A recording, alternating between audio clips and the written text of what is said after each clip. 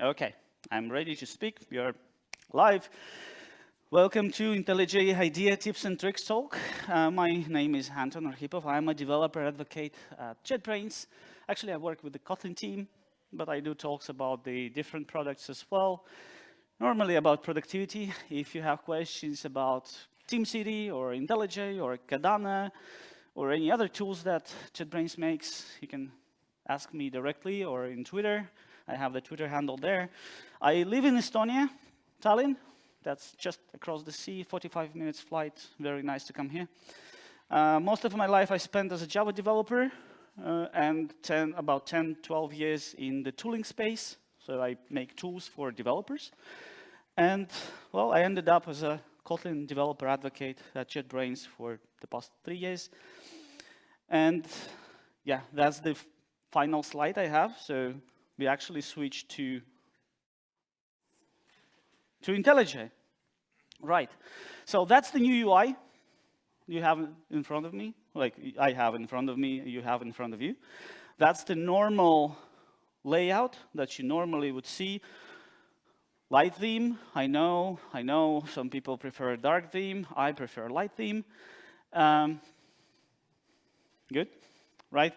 But if you want to switch between themes, it's not an issue. You don't have to go too far to actually choose your favorite theme and switch it back like this. So you already probably noticed a few things. Whenever I press a shortcut on the top right corner, like this, you can see the green balloon coming at you. It's just for those who really want to see the shortcut. But today, your goal is not to learn the shortcuts. My task is not to teach you the shortcuts. My task is to, get the ideas to you how you can get more productive and that you know some things already exist, and then you can go back and see how, okay, this is how I can use it, this is how I can do it. That's fine. So this switch window is for, configuring your IDE. Once again, Ctrl backtick, you get this in front of you. You can switch the K-maps, the view mode, the themes, color themes, and so on. I prefer to stay myself in distraction-free mode. There are different view modes in IntelliJ. You can get to them in this view and through the appearances. Like you can go to the full screen, Zen mode, remove everything, no tabs, no like extra windows, and so on. So what is this all about? For years, people were saying that IntelliJ is too heavy on the UI. Let me show you. Show tool, Windows. Is this too heavy? I mean, I only have the text editor, right? Okay, the top bar is actually too heavy, too fat for me, for my taste, but anyways, it's just the editor. And I don't have tabs, so actually by default you have the tab placement,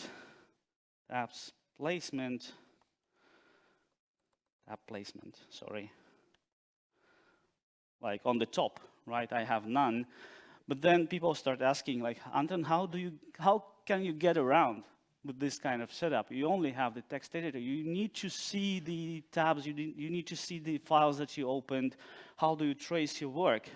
The reality is that if you have tabs, how wide is your screen? Okay, developers actually have very wide screens today. I work on the 16-inch laptop.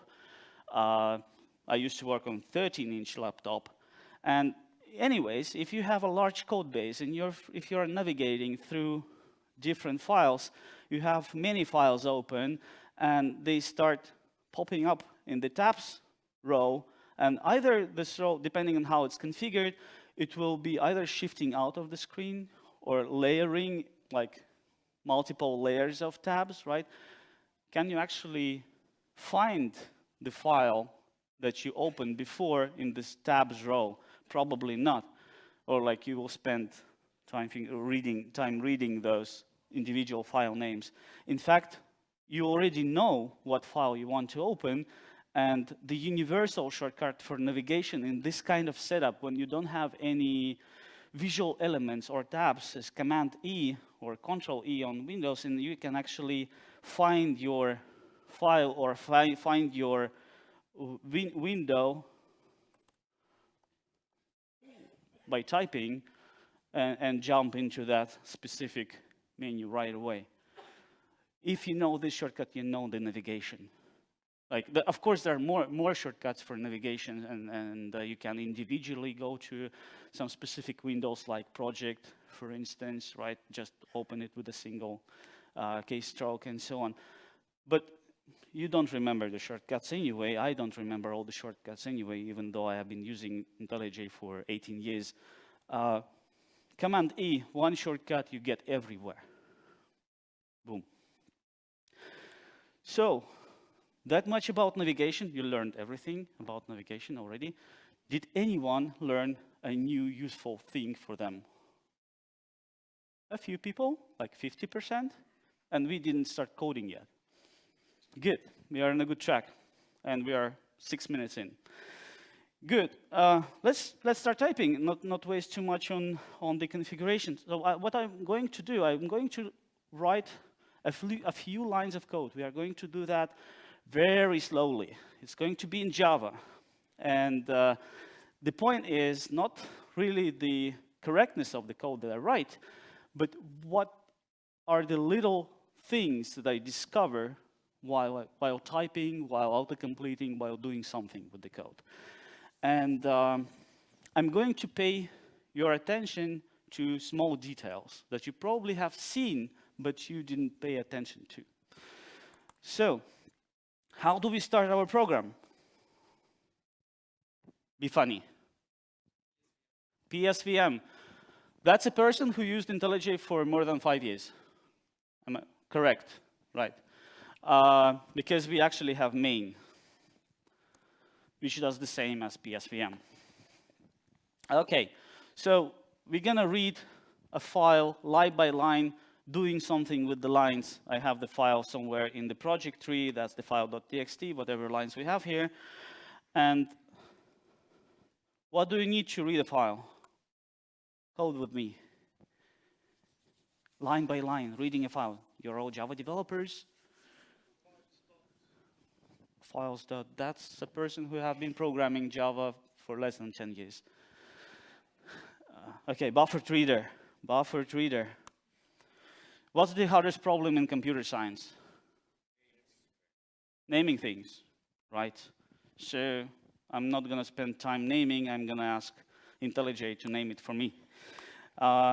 Equals, how do we create a new instance? New. So we actually have options. Like in IntelliJ, of course, we can have new by normal completion even. We can have smart completion that just completes the statement for me immediately. And, well, obviously, we need some parameters to that reader as well. One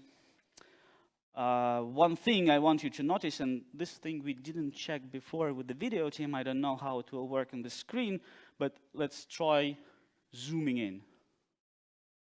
It zooms in just fine, right? So almost everywhere in IntelliJ, in any pop-up, in any configuration window or something like this, you will notice some extra hints for you, depending on the context. What can you do? What else can you do in this specific place? So here I can, because buffered reader has 2 overloaded constructors, I can choose one of them immediately in this place as the completion worked for me and generated this small piece of text here. Okay, but we are going to use, like, okay, one thing I have. Sometimes I will have to take the step back to actually like make you notice things, because sometimes it's too quick. When I pressed completion one time, I got this completion list. And this is probably not what I expect. Like I'm maybe looking for a file reader, but if I ask IntelliJ for the second time, the same shortcut twice, so you can do boom boom, double strokes, I get a file reader there. That's what I'm looking for. New file, whatever. So I'm doing this line long on purpose. So file.txt. So we're standing here. We've been typing the code from left to right. We completed the statement because we used auto-completion. The semicolon is already on the very end, and the code does not compile. What do I do? Any suggestions? Try catch. How do I do that? I mean, like the mechanics of what key presses I do to actually write this code there. Try catch. What would normally happen?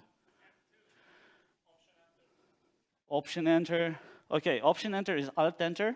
Everybody knows F2 is actually the right answer, but not quite. I will explain why.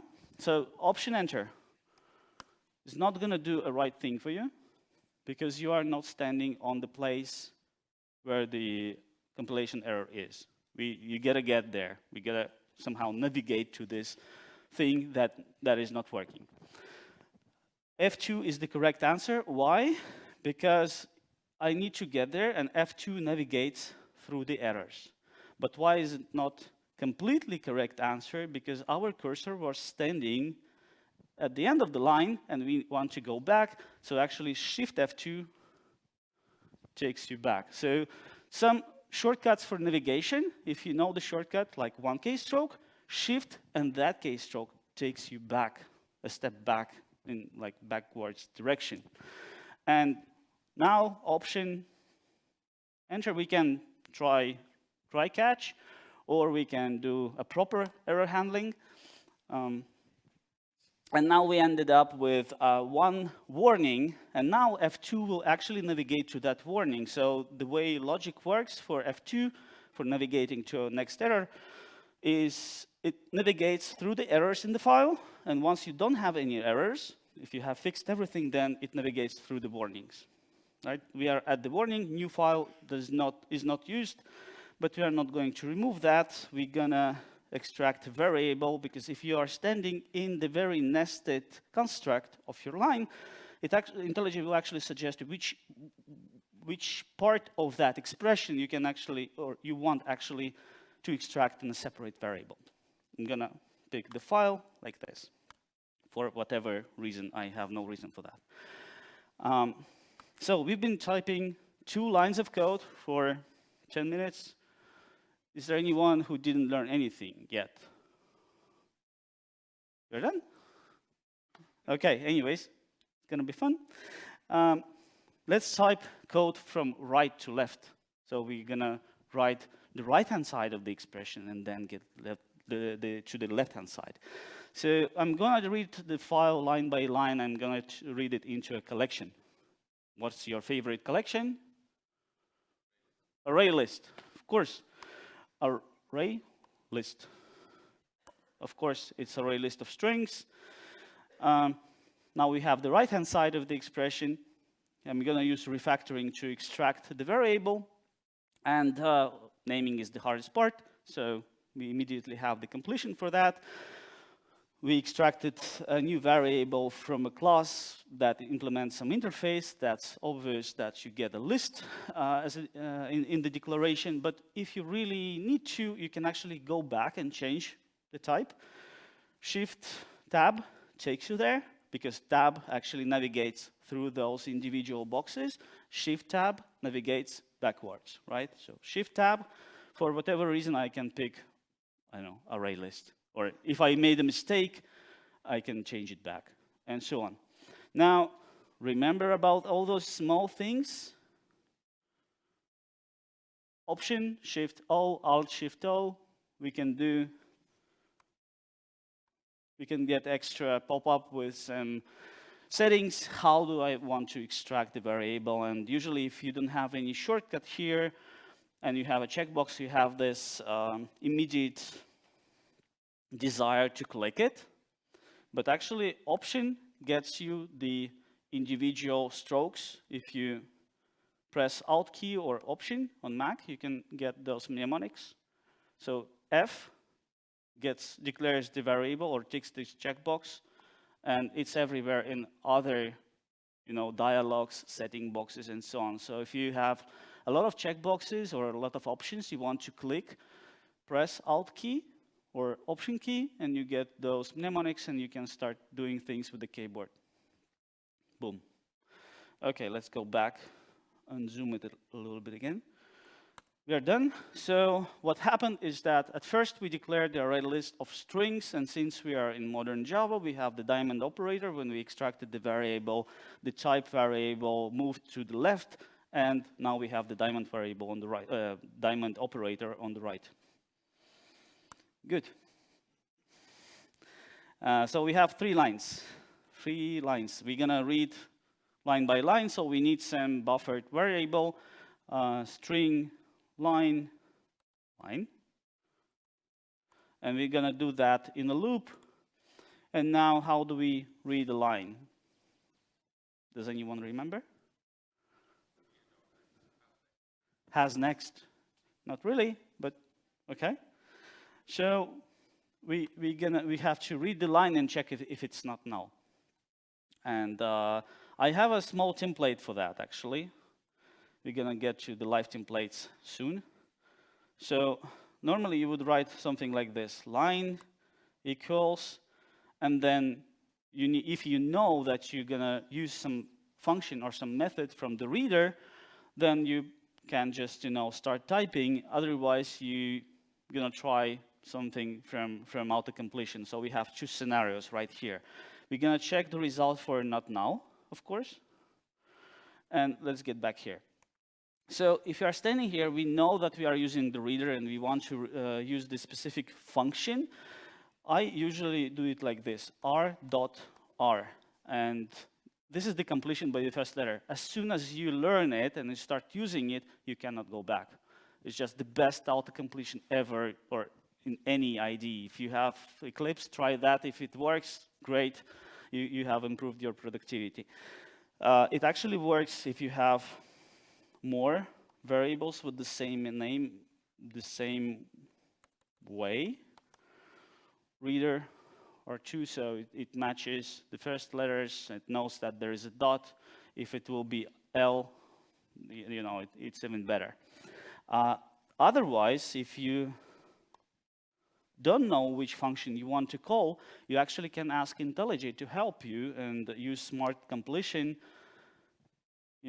It will immediately give you the option that might work for you in this context. So it will check, there is some object that has a method that returns a line, and probably it will work for you, right? So it suggested something here. On the right-hand side of this completion box, you can see some extra icons, like the star, green arrow, red arrow pointing up and right, and so on. This is the indication of machine learning completion working in my IDE. So I have it configured. Actually, it's built in IntelliJ, and I just configured it in a way so that it indicates that something changed, because the arrows mean that it ranged the order. Yeah, question? Does this push my code to the cloud? No. So the way you configure it is right here, machine learning assisted completion. It's pretty fast. It does some statistical magic. The 2 extra checkboxes I configured for myself to actually indicate that it's working are those 2. Right, mark position changes and mark most relevant item with the completion pop-up, so you can see those specific icons right here. Okay, anyways, read line, sorry. Okay, we are standing here, we're gonna complete the statement, generate the loop block, and then jump into the correct position. But now the code does not compile. How do we navigate there? F2 or Shift F2, whatever. If it goes to the end of the file, there is no more errors. It starts from the beginning, so we get there, because it's a single error. Alt-Enter. Obviously, we're gonna choose the correct option.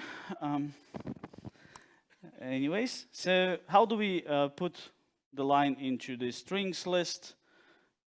s.a, because we know it's an add function that we're going to use, and put a line and complete it. And now, it's a funny thing, I know about 3, maybe more, maybe 4 ways to put a semicolon in there. Can you think, can you name any? Again? I couldn't hear that, but anyways. Statement completion is one option, because like once you learn statement completion, you're gonna use it everywhere anyway. Another option is, if you're standing here, just put, cursor here and type it here. Another one, which is even it should be familiar to Eclipse users, you just type semicolon. It jumps automatically and puts a semicolon in there. Because there is no other way, there is no other option or use case. Why would you put a semicolon in there? All right. So we don't want to put any empty lines in the list. What should I do? I should check the line for for emptiness and so on. So I'm going to do is I'm going to jump to the first position, do an enter, start typing. Not very productive actually. There's, besides just generating the code with live templates. How many of you actually know live templates? Not too many. Okay, perfect. So actually, I used live templates multiple times already, but I didn't explain them. Live templates, you can get a list with Command-J or Ctrl+J. There's a small abbreviations that you can expand and generate some code. So for instance, if you want to generate something like a loop over array or over the collection, iter gets you this little snippet and generates the code for you. We're gonna jump to this a bit in a moment. But you can not only generate a snippet of code, you can surround something with the snippet of code as well. So if we are standing here and we're gonna invoke a special command to surround with live template, I'm gonna get a list of those. So I want to surround this line with an if condition, and I'm going to generate that immediately.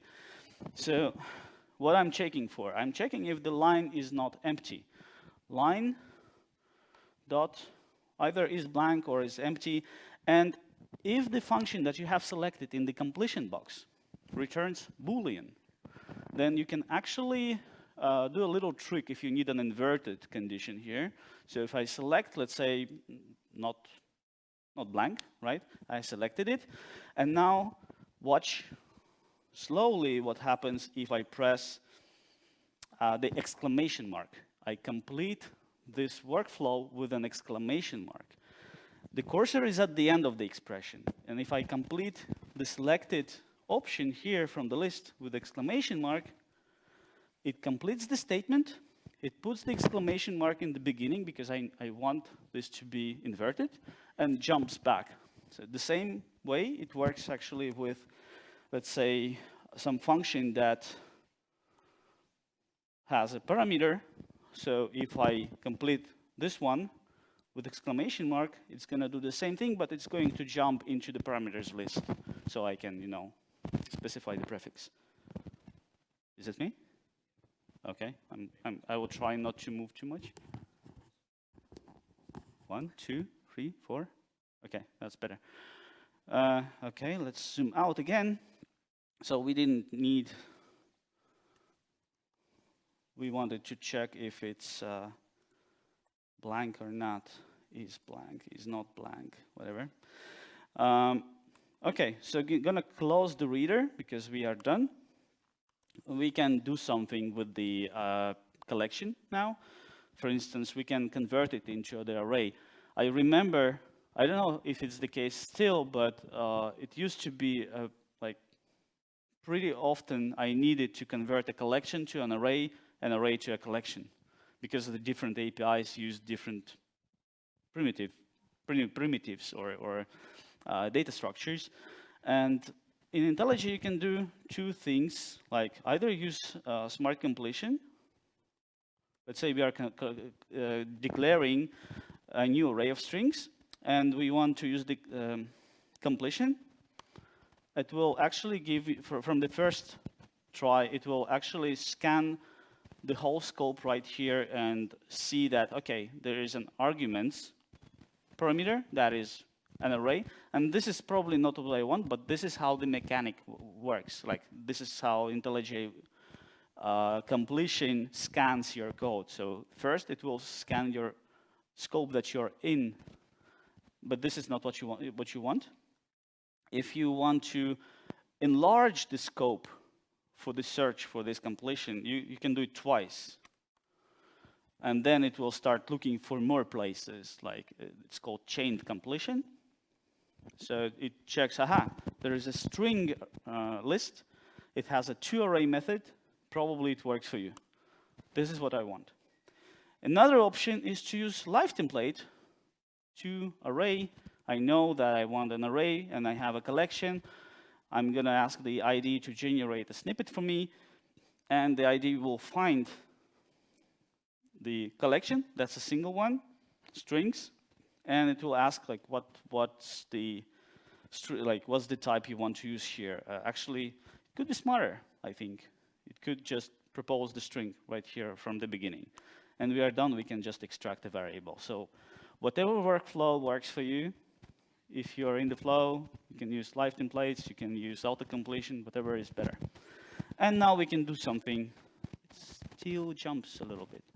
All right, and then we can do something like iterate over the array in various ways. So either generate a loop and maybe extract, or like print out the variable and so on. We have multiple options for that. You can have s.sout. That's a postfix completion. So generates the same way. Or like postfix completion actually works in different situations. For instance, you have a string and you need a variable of that. You can generate a variable of that. There is more, like you can have a try-catch block for that as well, like this.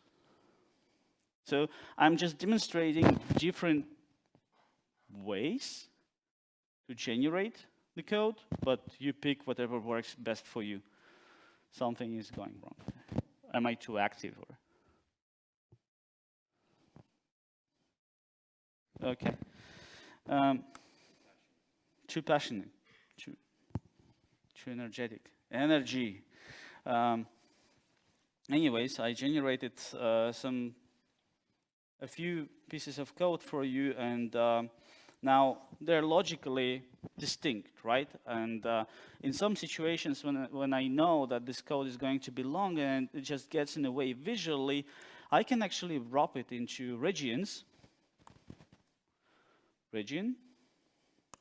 and say that this is the init block for me, and close it like this. So I kind of flop it. Then I can say that, okay, this is a region that just reads the file, and I'm flopping it. And in fact, these things can be nested as well, like C null check, and so on. And you can get a proper navigation for that as well. Like this, if you want to navigate only in the fault regions. But since it's a structural element in your editor, it becomes part of the file structure as well. You can actually get it in your structure pop-up. Did you know about the structure pop-up? Nobody. How did you live without it? Okay, structure pop-up gives you the same view as the structure view here, right, on the left. You get all the elements, the list of methods, members, fields, whatever. But it's a pop-up. It's just, you know, the same view. But what's nice about it, it works not only just in your code, but also in other structured artifacts. For instance, if I have a pom.xml, it loads it, it gives me the structure, I can search the same way. It's very efficient, very handy, I would say. It gives you pretty much the same view as you have in the tool views, but depending on the context, like the file you're in, with a single shortcut, you actually get different views in front of you in one widget, right? So the Maven view is actually a different view. The structured view is actually a different view, but the structure pop-up is always the same. And it's very handy. Good. So we just learned about navigation. We just learned about folding, a structure, some auto-completions. Let's complete our super interesting example right here. I think it works. If I execute, it probably even prints. Let me run it. Yeah, prints the file content without the empty lines. This is what we wanted. Now, the code is green, doesn't have any warnings, but I still transform it in some way. Let's do it like this, for instance. We remove the array and just use the strings. And Option Enter, Alt Enter, you know the shortcut. It actually gives you some hints sometimes, like if you navigate somewhere and it provides you some interesting transformations, like maybe you want to iterate over the index loop, or maybe you want to convert it into a more modern way of writing the code. And you can do it in multiple places, for instance, like this. Let's get rid of the regions for now. I don't need that.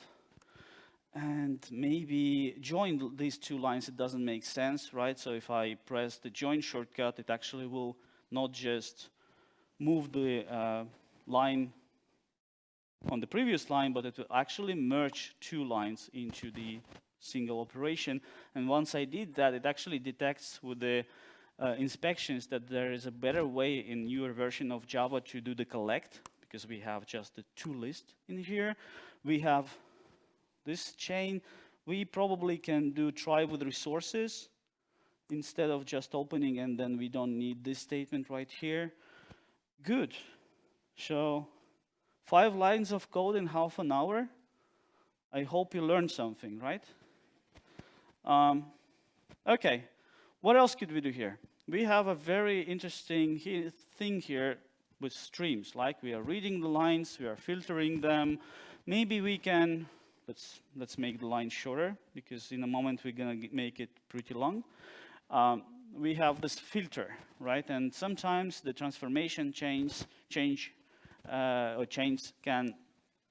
can include multiple filters, multiple maps, and so on. And it becomes a little bit tricky to debug them. So for instance, if we add another filter L, let's check for what? For length, for instance. Length bigger than what happened? Okay. 3, for instance, like this.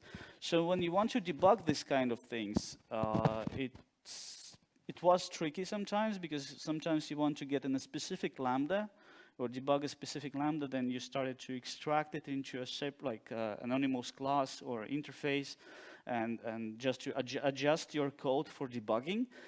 But now the debugger can actually detect the specific places like this.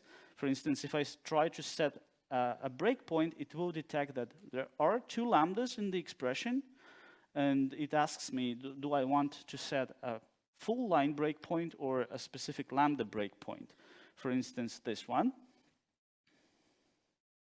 And now if I debug it, it will actually stop in that specific place in the lambda, not on the full line.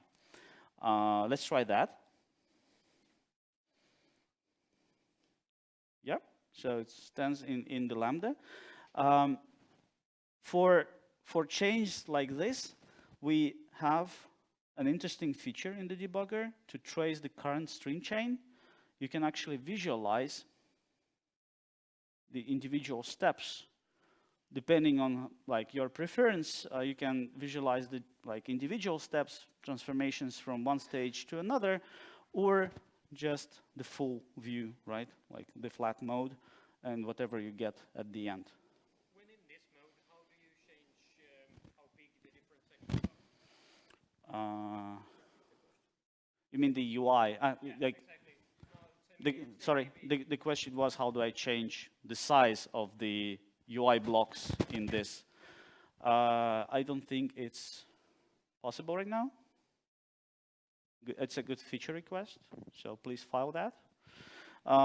Well, it works also with not so big data sets. Well, it actually works with big data sets as well, but it's going to take time because it takes time to go through the data and collect it and actually figure out the connections and so on, because it cannot predict the future, right? Good. Is that something new for you? Did you know about this? Hands up. Good. It's going to be useful. All right, we're in the breakpoint. Actually, you can do a lot of interesting things with the breakpoints. When you analyze your application, you probably spend most of the time in the debugger. I think yesterday I've seen an interesting study. I cannot recall the name of this paper, but the researchers made an interesting study on how much time developers spend on the, on working on the code and what are the activities. And comprehending the programs takes 57%, plus something like 25% for the activities like related to adjusting the code for the problem, which actually in total makes it almost 83%, meaning that you actually spend a huge amount of time just reading and debugging your code, 83%. So the better the tools are for visualizing your code or helping you to read it and understand it and debug it, the more productive you are, not actually in typing your code. Because every program becomes a legacy the next day. Anyway, so what can you do with the breakpoints? You can actually move them around. You probably didn't know. A lot of breakpoints, like let me put a simple breakpoint right here, not even here, like here. If you click on that, you can have different options and you can dive even further. There's many options that you can use. I will show a few of them that might help you with comprehending the programs. So the breakpoint, as we know it in classics, is a point in the program where the program should stop. Actually, it's not a requirement. It's just called a suspending breakpoint, but the breakpoint can skip suspending. It can just exist and not suspend your program, or it can suspend not the whole program, but a single thread instead, but the whole program will actually still be running, depending on the situation that you need. So, for instance, if I want just to log something, let me complete the program. So if I want to log something, but I don't want to stay or like suspend in that specific place, Shift-click, right? Shift-click is gonna create a non-suspending breakpoint. The suspend checkbox is unticked, right? And it's gonna evaluate and log an expression. And that gives you some interesting possibilities for debugging and for changing the behavior of the program as you debug it. So in our situation here, we have a non-suspending breakpoint that just logs a single variable. And if we run it,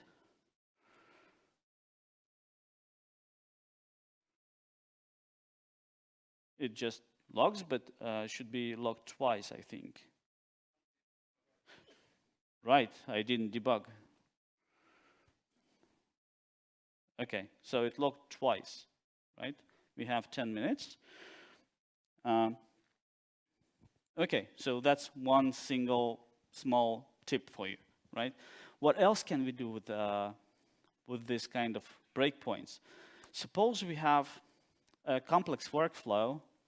Let's say we have 3 functions, A, void. Oh, let's do it first. Then we have second and third. Second, third, and the first one is calling the third, and the second one is calling the third. By the way, did you know that you can move the structured elements like this? If you didn't, here's another tip for you. Okay. Anyways, like, let's say we have this complex workflow like this. So the third function is called through the different invocation chains, right? So let's do it like this. And assume that this part takes 1,000,000 invocations. So we are invoking it in a loop. And we are not interested in that part of the execution. But we want to debug only if this third function is called from the second, right? So we want to skip. How we can do that?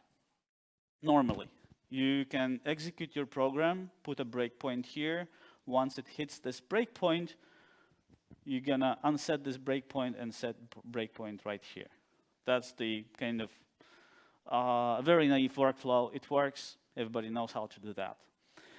You might have very complex workflows that you need to debug, and keeping in mind all those conditions might be tricky, or you just will have to stop at the breakpoint and analyze the state of the program and state of the breakpoints and set the new breakpoints as you need them. What you can do is, if I hit this breakpoint at the second, then I can enable some other one. So the condition for, or like hitting some breakpoint raises a condition for other breakpoints to enable. So for that, we can use the suspending breakpoints. So it's not suspending. It's gonna be enabled, and we set the other breakpoint and set the condition that it should enable once we hit the other one, right? And we can choose to disable again or stay enabled. So now, if I, sorry, what did I do? Misclicking. Okay, I have to resurrect this configuration again. Okay, so if I debug, I should stop in the third method because we hit this breakpoint, but we didn't have to suspend it. So it was just a condition, a flag for us to stop somewhere else. So we are like 5 minutes. We have 5 minutes, and I don't want you to be late for lunch. I'm gonna show you not so useful but fun things. Let's go back to our stream chain. Too many Ctrl+Z. Someone should have said already local history. Yeah, we have local history. Go back. Okay. Choose whatever you need. Get that thing. Revert. Get that code in front of me. So, yeah, it's not really the state I wanted to have, but anyways, we can transform it again slightly. So this kind of chains that we have are usually for data transformations, right? Maybe like this, no? Yeah, join the lines and so on. We don't need this, anyways. Whatever. And in this kind of chains, you probably do some transformations, like you have, for instance, map function, and you do something with the element. Let's say you're gonna transform it into some user, and instead our chain becomes a user chain. We need a class for that. Class user with a single field name, for instance, and the constructor. Generate the constructor. Sorry for the speed. Something doesn't work. Sorry? New. Right. I'm writing too much Kotlin these days. Sorry for that.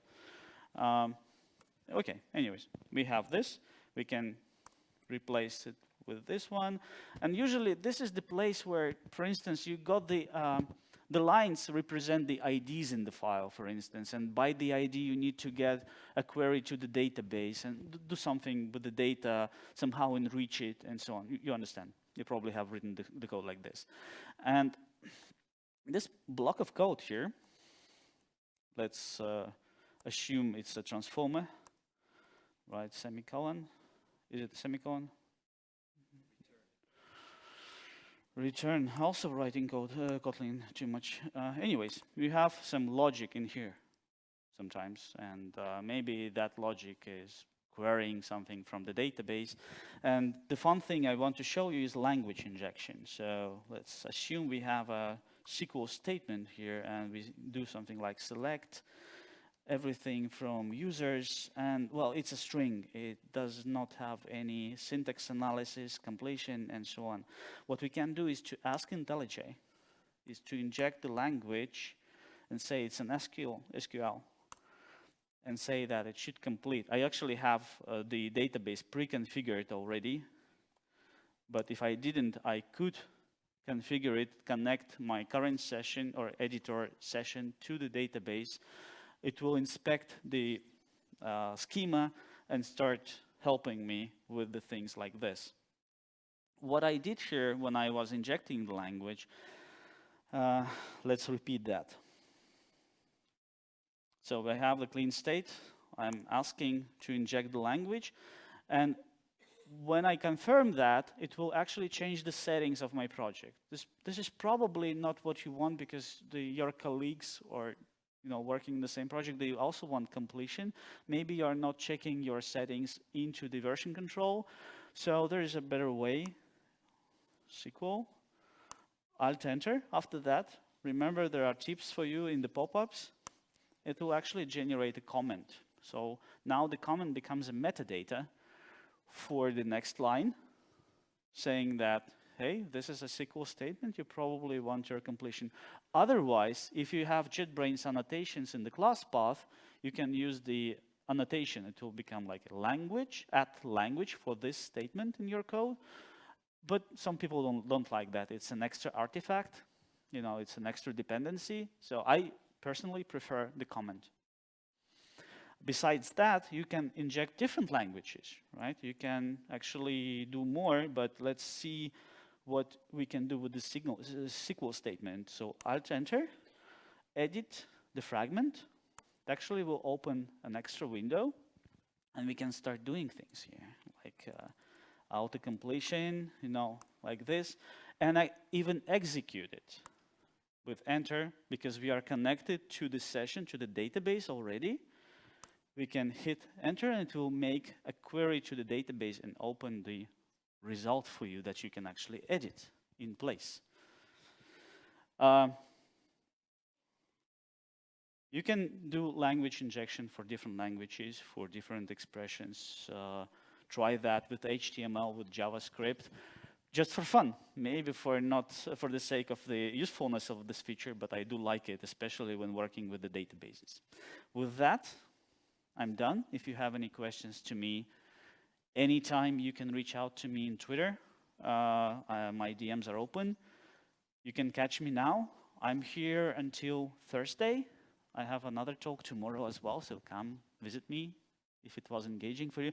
If you liked it, please tweet, Anton Arhipov, and use the hashtag JFocus. I hope you learned a lot. Did you? Yeah, perfect. not a time wasted. I hope you enjoyed the conference, and thank you for coming.